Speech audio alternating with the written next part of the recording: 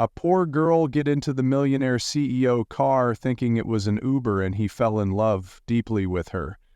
Before we begin this story, leave a comment letting us know which country you are watching from. Enjoy the story. The rain was unforgiving that night, not the soft kind that whispers against windows and kisses your skin. No, this rain came down in sheets, drenching the streets of downtown Manhattan and turning sidewalks into slippery gray rivers. Thunder rolled in the distance, echoing between the high-rise buildings like nature's warning. Sophia Monroe stood beneath a flickering street lamp on West 54th Street, soaked to the bone. Her coat, 2 sizes too big and bought from a thrift store 3 years ago, was no match for the downpour. Water dripped from her curls, trickled down her cheeks, and pooled in her worn sneakers. She held her cracked phone like it was a lifeline, blinking rapidly as the Uber app refreshed.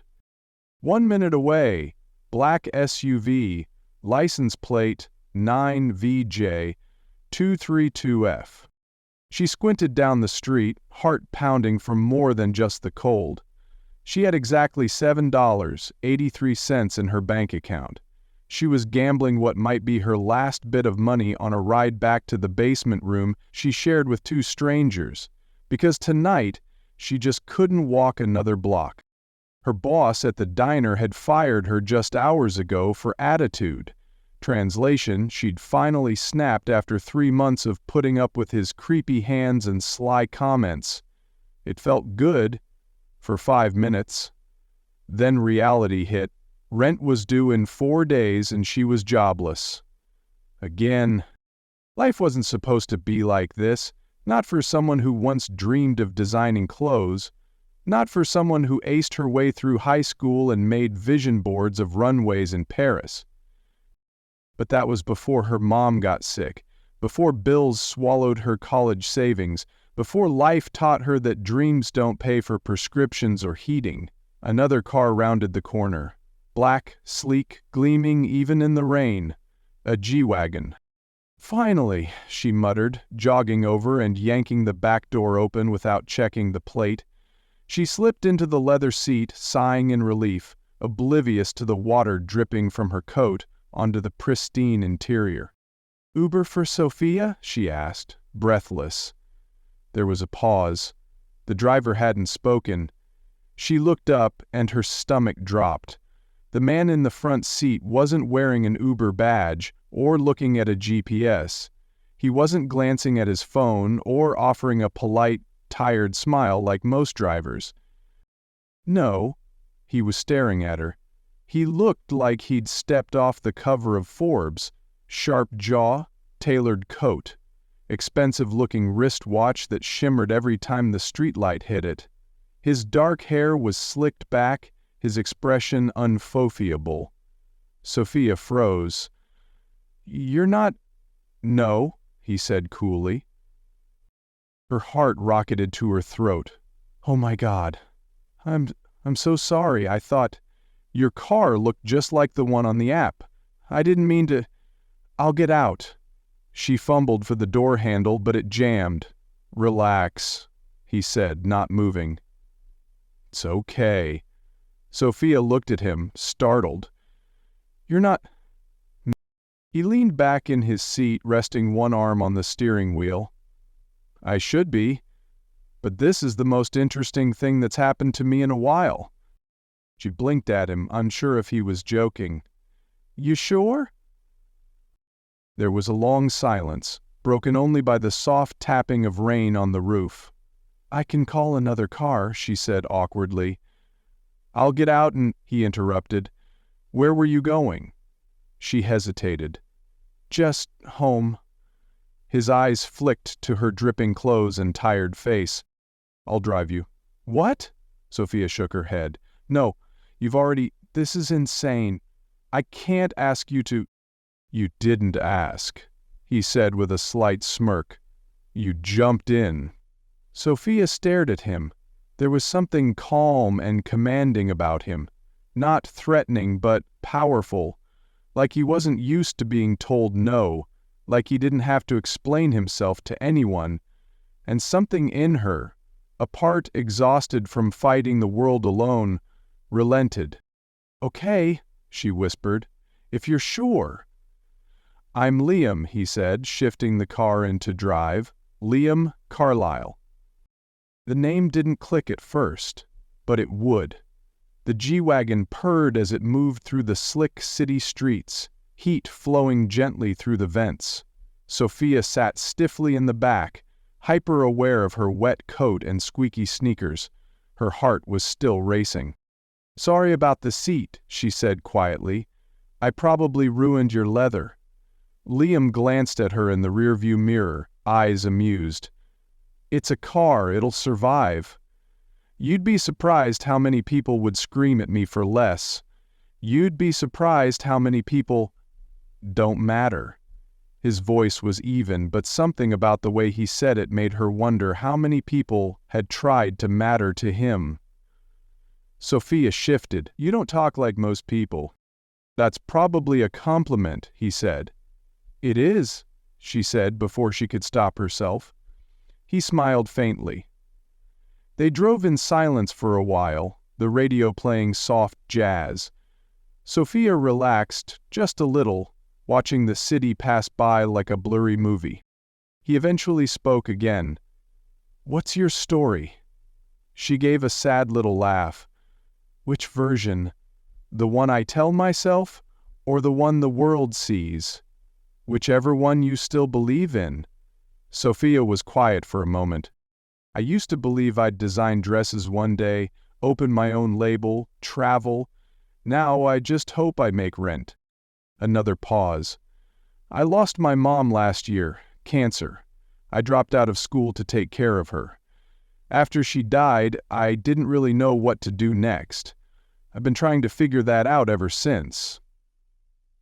Liam didn't respond right away. He just drove, but his silence felt respectful, not dismissive. "You're stronger than most," he finally said. Sophia looked up at him. "You don't even know me." "Not yet." When they finally pulled up to her building, a rundown walk-up with cracked bricks and graffiti, Sophia hesitated. "This is me," she said softly. Liam looked at the building, then back at her. "You sure you'll be all right?" She smiled, heart pounding for a completely different reason now. "Yeah, thanks for not kicking me out."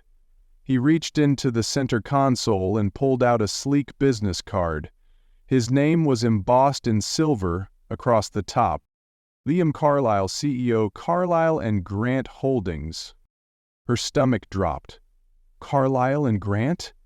The Carlyle and Grant? The tech firm that built the new security systems for the State Department? The company worth billions? She looked up at him, stunned. "If you ever need help," he said quietly, "call me." Sophia stared at the card, then at him. "I don't usually accept handouts." "It's not a handout," he said, voice firm. "It's a door." He looked at her one last time. "Up to you whether you walk through it." And with that, he drove away, leaving Sophia standing in the rain, still holding the card, still holding her breath. The following morning the rain was gone, but the city still wore its damp gray coat. The sun tried to peek through thick clouds, casting a dull, silver hue over the streets of Manhattan. Sophia sat on the edge of her mattress, staring at the silver-embossed business card she'd left on the nightstand. Liam Carlyle, CEO. Carlyle and Grant Holdings. She'd Googled him as soon as she'd gotten back to her apartment the night before. His name brought up pages of articles, press releases, photos from corporate events and black-tie galas. Billionaire tech mogul, the headlines called him. America's most eligible bachelor. But none of those glossy images looked like the quiet man who let her sit, soaked and shivering, in the back seat of his G-Wagon. None of them sounded like the voice that calmly offered her a ride home, without asking for anything in return. Sophia picked up the card again. Her thumb brushed the number at the bottom. "If you ever need help." No one ever said that to her without strings. Not in a long, long time. She shoved the card into the back pocket of her jeans. She wasn't going to call him. Not yet.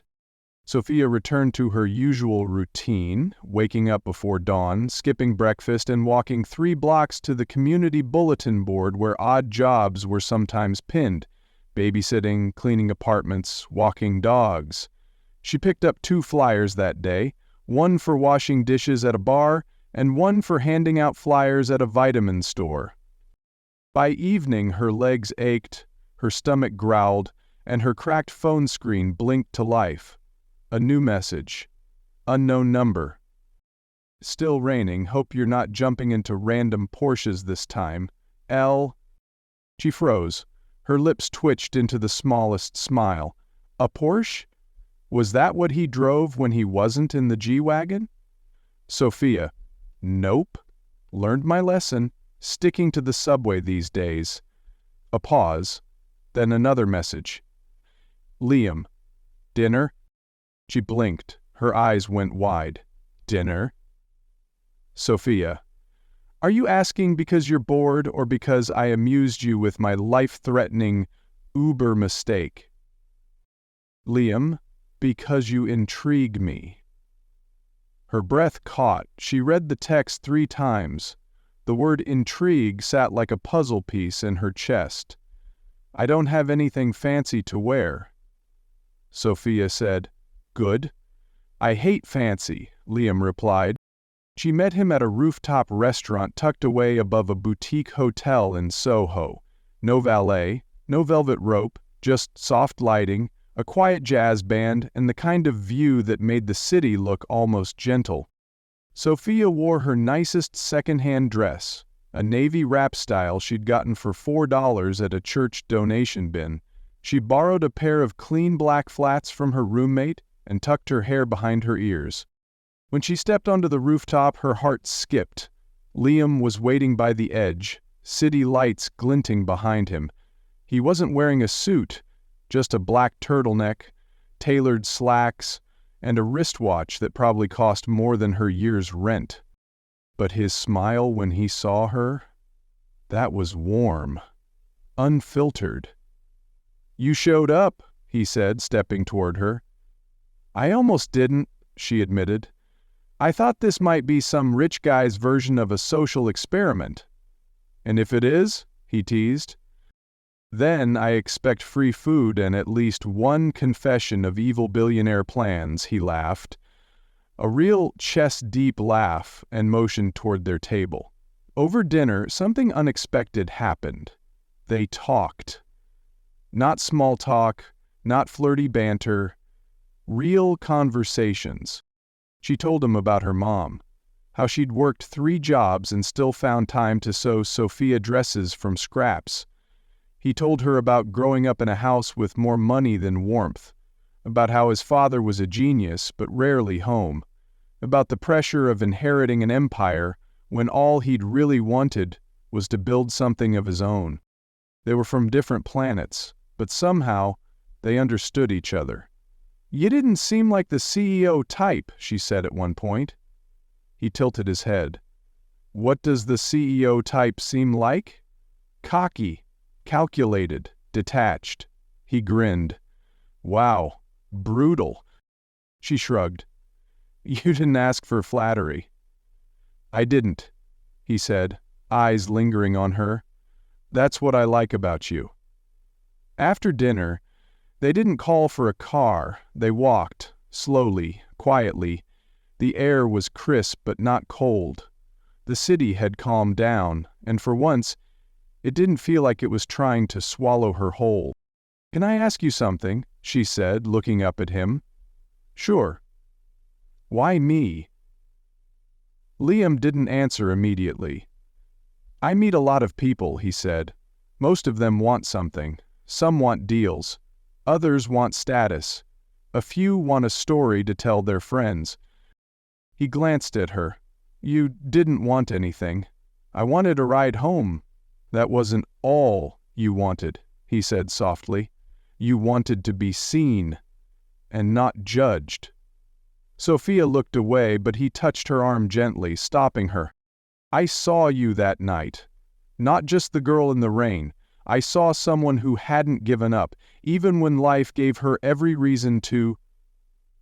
She didn't know what to say. So she didn't say anything. She just stood there, heart full, unsure what any of it meant.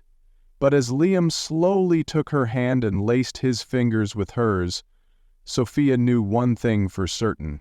That ride she wasn't supposed to take wasn't over yet. 3 weeks after that first dinner, Sophia Monroe's world looked the same on the outside, but inside, something had changed. For the first time in years, her heart wasn't clenched in a constant state of survival. She was still broke, still jobless, still living in a shoebox apartment where the radiator rattled at night like it was coughing, but there was a strange new feeling weaving into the cracks of her life. Hope. She and Liam continued to meet, sometimes for coffee, sometimes a long walk in the park, other times just sitting quietly on a bench, saying little and everything all at once. He never pushed, never showed off, never treated her like a project. He treated her like a person. One cold afternoon, she found herself back in the cafe where they'd gone after their second dinner. The smell of cinnamon and roasted espresso made her feel warm before she even took a sip. She was sketching in her old notebook. Dresses, the kind her mom would have loved, when her phone buzzed. "Liam, got a question for you." "Can I call?" She smiled and typed back, "Yes." "Unless it's to tell me you've been a prince all along and I'm secretly in a Hallmark movie." Her phone rang. "Hey," she answered, trying not to sound too eager. "You busy?" he asked. "Only with a cup of cheap coffee in my imagination." "Well, I've got something better than caffeine and fiction," he said. "We've got an opening on the marketing team at my company, entry level. It's not glamorous, but it's real. And it comes with a paycheck and health insurance." She went silent. "I thought of you," he added. Her heart pounded. "Liam, I don't have a degree. I don't even have a proper resume. I've worked diners and cleaned apartments. And those things show grit, experience, discipline. I don't care about a fancy diploma. I care about who you are when no one's watching. That's the kind of person I want in my company." Sophia looked down at her sketch pad. Her fingers were trembling slightly. "You really think I can do this?" "I know you can." The first day she walked into the soaring glass headquarters of Carlyle and Grant Holdings, Sophia felt like an imposter. The lobby was like something out of a futuristic film. Sleek white marble floors, gold accents, a massive digital wall behind reception that showed live updates of stock tickers and tech headlines. She checked in with security, clutching the company badge Liam had arranged for her. She was assigned to the marketing and communications department, a small team responsible for internal campaigns and public image branding. Her role? Assistant. Entry level. Scheduling meetings, proofreading press releases, preparing social media drafts, organizing company event materials. It wasn't glamorous, but it was real, and it was hers. The first few days were overwhelming. People barely made eye contact with her. Most assumed she was temporary. A few were polite, but one person stood out immediately, and not in a good way. Madison Blake. Tall, poised, draped in designer labels. She was the senior branding director and clearly the queen bee of the office. She also happened to be glaringly possessive of Liam's attention. Rumor had it she once dated a board member. She certainly carried herself like someone above consequence, and the moment she laid eyes on Sophia, she made it clear she saw her as a threat. "New assistant?" she asked their department manager, loud enough for everyone to hear. "She looks like she wandered in from a soup kitchen." Sophia pretended not to hear. She just kept typing. By the second week, Madison was assigning Sophia the worst tasks, picking up her dry cleaning, fetching triple-shot lattes, correcting typos Madison had made but wouldn't admit to. But Sophia didn't complain. She was used to hard work. And Liam? He kept his distance during office hours, but his quiet support was always felt. He made sure her department head gave her fair access to company resources and training programs. He praised her work anonymously in meetings. Still, they kept their connection professional, at least on the surface. It was a Friday evening. Most of the floor had cleared out. Sophia stayed late, as usual, reviewing a last-minute slideshow that needed to be perfect for a Monday presentation. The elevator dinged. She looked up and froze. Liam. He stepped in, one hand in his coat pocket, the other holding a phone. "You're still here?" he asked, voice warm. "Just finishing up the slide deck for Madison. She left 2 hours ago. I know." There was a pause. "You really are determined to make this work," he said. Sophia shrugged, setting her pen down. "I don't get many second chances." Liam studied her for a moment, something unrefinable in his eyes. "You know," he said quietly, "you don't have to keep proving yourself to me." She smiled faintly. "It's not just about you." "Good," he said. Then added, "But for the record, I'm proud of you." Before she could respond, the elevator dinged again, and just like that he was gone. Monday morning, as Sophia refilled the coffee machine, Madison slid up beside her, red heels clicking against the tile. "You're very comfortable around the CEO," Madison said with a sugary smile. "I respect him," Sophia said cautiously. "Oh, I'm sure you do," she said, pouring a packet of sweetener. "Let me give you some advice." Sophia glanced at her. "You can wear thrift store confidence, and he may even find it charming for a while, but trust me," Madison leaned closer, "girls like you don't last in this world. Eventually, men like Liam remember who they are, and they go back to people who belong." Sophia said nothing, but inside, something hardened. She wouldn't let anyone decide where she belonged, not anymore. Liam and Sophia kept things out of the public eye. They hadn't made their relationship official to anyone, especially not within the company. Every glance exchanged across the office floor, every smile behind closed doors. It all remained carefully, cautiously hidden. They still met after work. Sometimes at his place, sleek, modern, minimalistic. Other times they strolled in quiet neighborhoods where no one knew his name. One night, after she'd finished a particularly stressful client proposal and received her first personal email from a VP applauding her ideas, Liam cooked dinner for her in his penthouse. Yes, cooked. He wore no apron, just a plain gray t-shirt and black joggers, barefoot on the hardwood floors as he diced vegetables like a man who'd been trained by YouTube and ambition. "You're full of surprises," Sophia said, leaning against the marble counter, her arms crossed. "I contain multitudes," he replied, adding spices with exaggerated elegance. "Are you always like this with women you date?" Liam paused, then looked at her seriously. "You're not like anyone I've ever dated."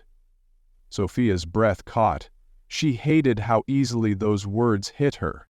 "I don't want to be a secret," she said quietly. "You're not a secret," he replied, walking over to her. "You're just too important to expose to the wrong people. Not yet." She nodded, but deep down, doubt stirred.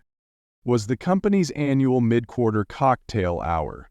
Nothing too extravagant, but enough to make people dress up and circle the rooftop lounge with half-drunk flutes of champagne and forced laughter. Sophia wore a deep green dress. It wasn't flashy, but it hugged her figure just right, and she'd done her makeup carefully. Subtle, confident, composed. The moment she walked in, eyes turned. Some admired, others judged. Liam was already there, surrounded by board members and VPs. He looked impossibly handsome in a dark charcoal suit, laughing at something the CFO had said. When he saw Sophia walk in, something in his eyes flickered, like the city skyline had dimmed just for her. He didn't come to her immediately, professional boundaries, but that didn't stop Madison from noticing the way Liam's gaze tracked Sophia across the room. "You look nice," Madison said, gliding up beside her. "Is that vintage?" "It is." "Figures. You make poverty look almost elegant." Sophia didn't flinch. "You make insecurity look effortless." Madison blinked, caught off guard, but before she could retort, the conversation was interrupted. "Excuse me, Miss Monroe," came a voice behind them. Sophia turned and froze. Liam's assistant Joshua stood holding a glass of red wine. "Mr. Carlyle requested that I bring this to you. He said you'd prefer red." Madison's smile evaporated. Sophia accepted the glass with a polite nod. "Thank you. Enjoy your evening," Joshua said before disappearing back into the crowd. As Sophia turned away, she saw Madison's clenched jaw. For the first time, it felt like Sophia had won something, and yet her heart ached. Because part of her still feared it was all too fragile. Later that night, Liam drove her home. They didn't say much in the car. Just soft music, the occasional glance, hands brushing once and lingering a little too long. When he walked her to her door, Sophia hesitated. "I saw the way people looked at me tonight," she said. "I know what they're thinking. I don't care what they think. But I do," she said, voice cracking. "I've worked so hard just to survive, Liam, and now people think I'm climbing on your back just to get ahead." "Let them think," he said. "You don't owe them anything." "But I owe myself something. I need to know that this," she gestured between them, "isn't just a fantasy. That I'm not going to wake up one day and find out I was just a phase." Liam stepped closer. His voice was low and steady. "Sophia, you are not a phase. You are the only part of my life that feels real." Her throat tightened. "Then why does it feel like we're hiding?" He was silent for a long moment. "Because the world I live in will tear us apart if we're not ready." "And what if I'm already torn?" she whispered. He reached for her, gently cupping her face. "I won't let that happen." She nodded slowly. "Then prove it." Their lips met in a kiss that was far from perfect. Messy, raw, honest. It tasted like rain and regret, and the quiet desperation of two people afraid to lose something they weren't even supposed to find. Spring came fast that year, melting the snow off New York streets and filling the city with the scent of rain and ambition. The world was waking up, and so was Carlyle and Grant. Their newest product, Haven, a revolutionary AI-based home security software, was just weeks away from launching. The media buzz was growing louder, with tech journalists speculating about its capabilities and competitors already trembling.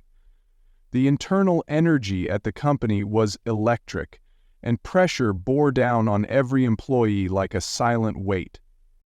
Liam was in full CEO mode. Early mornings, late nights, endless meetings.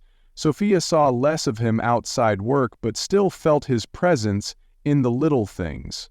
A cup of coffee waiting on her desk with a post-it note that read, "Hang in there." A forwarded email highlighting her contribution to the team's latest pitch. A single tulip in a glass jar by her keyboard. Even when they weren't speaking, she felt him rooting for her. But success has shadows, and one of them was about to come crashing through their world. It happened overnight. Haven's confidential source code, supposedly locked down on private internal servers, was posted online by an anonymous leaker. In minutes, tech forums exploded. News outlets picked up the story within hours. By morning, Carlyle and Grant was in crisis mode.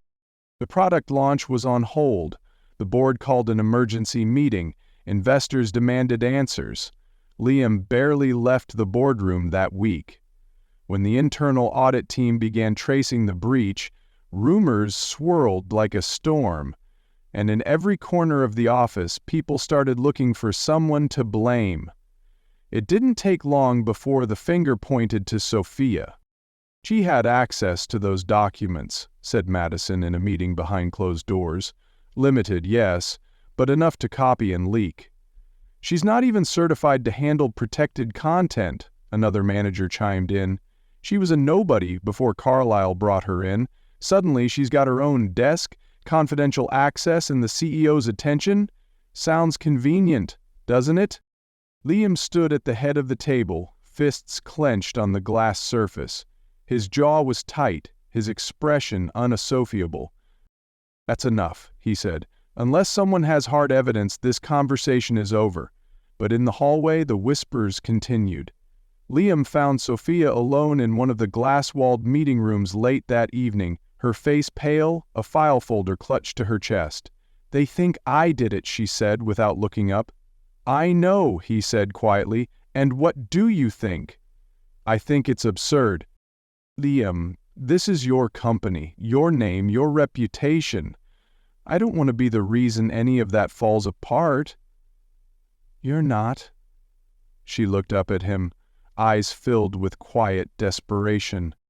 "They'll never accept me here, no matter how hard I work, how much I prove myself. I'll always be the girl who didn't belong.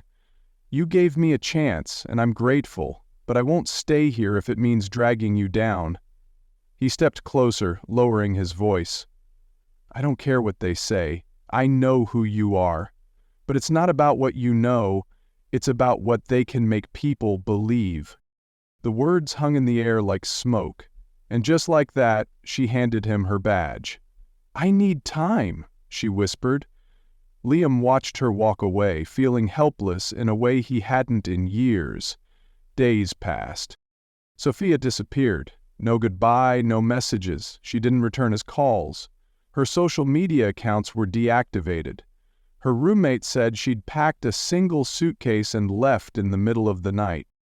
Liam was losing her, and he didn't know how to stop it. He hired a private investigation firm, not because he didn't trust her, but because he wanted answers, the real ones. He needed to know who was behind the breach, and when the truth came out, it was worse than he imagined. Madison Blake. She'd been leaking confidential documents for months, slowly feeding Carlyle and Grant's secrets to a rival tech firm in Silicon Valley. She was paid through offshore accounts, the trail hidden in fake consulting invoices and internal invoice codes. The final straw? She had deliberately planted a manipulated login trace under Sophia's profile the night of the breach, hoping it would lead the investigation in her direction. But Liam's team caught her, red-handed. When confronted, she didn't deny it. Her voice was cold, flat. "She never belonged here," she said. "Neither do you, if you think with your heart instead of your head." Liam had her escorted out of the building by security. He didn't watch. His only thought was this: I need to find her.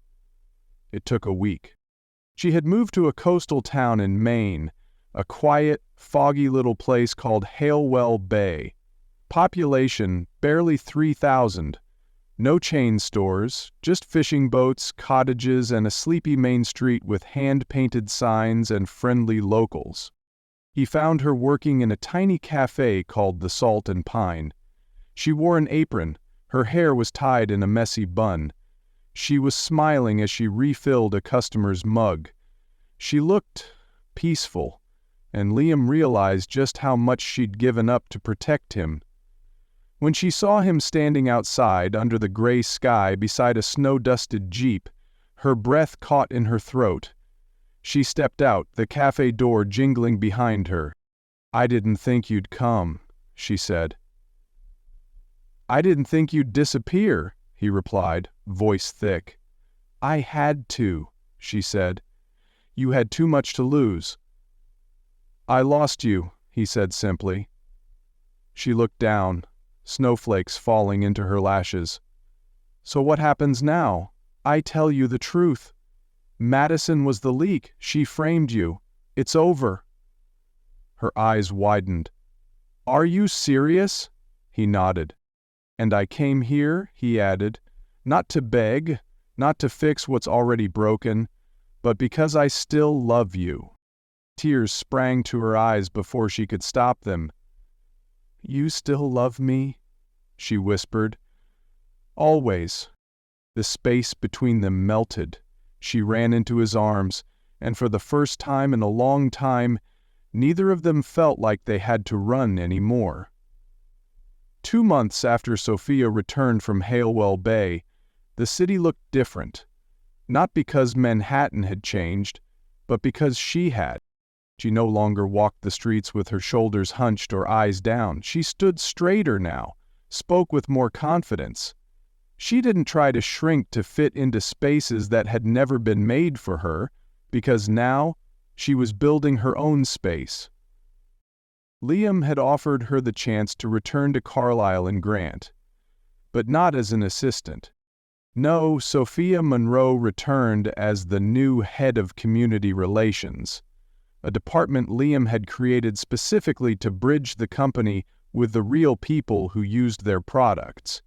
Her job was to lead initiatives focused on social impact, to partner with nonprofits, schools, and community projects. The best part? She was good at it. She was on magazine panels now.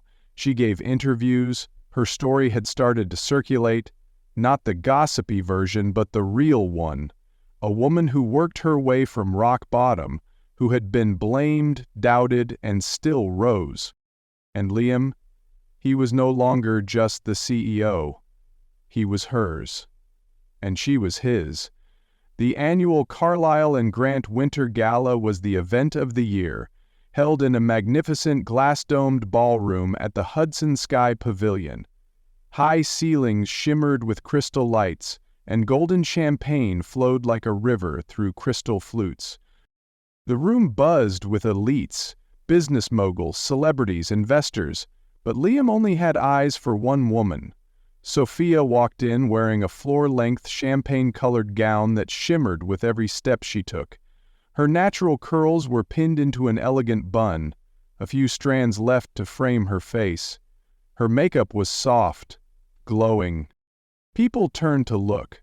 Some recognized her as that girl, the one from the headlines, the one who'd weathered storms and still stood tall.